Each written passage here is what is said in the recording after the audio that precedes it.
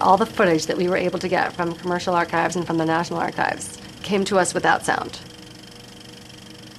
It was sometimes extraordinary action footage, very vivid, exciting, and you could see guns going off, you could see things exploding, you could see fire, but you couldn't hear anything.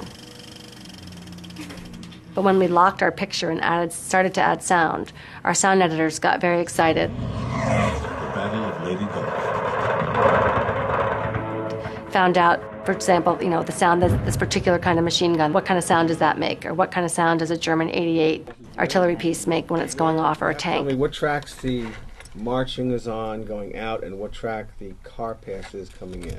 And we were able to collect an amazing assortment of sound effects. From 1939 to 19... I like that better. This is the most sophisticated soundtrack we've ever completed, and it's taken us more than a year extra. We finished the film, and for a year after we had locked the picture, been working on the soundtrack.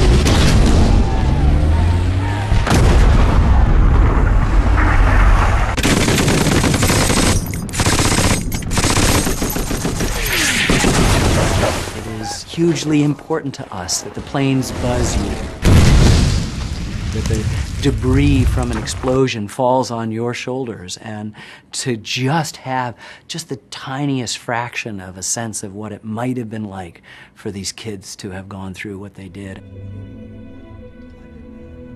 We had a veteran who came in, and he said, "I've waited all my life to have something show it the way it actually was."